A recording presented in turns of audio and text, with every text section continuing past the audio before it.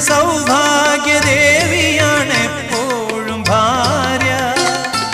മന്ദസ്മിതങ്ങളാൽ നീറും മനസ്സിനെ ചന്ദനം ചാർത്തുന്നു ഭാര്യ.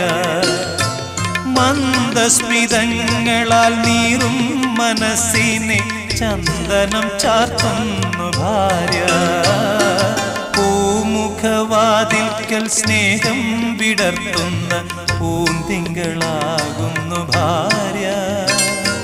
ദുഃഖത്തിൻ മുള്ളുകൾ പൂവിരൽ തുമ്പിനാൽ പുഷ്പങ്ങളാക്കുന്നു ഭാര്യ.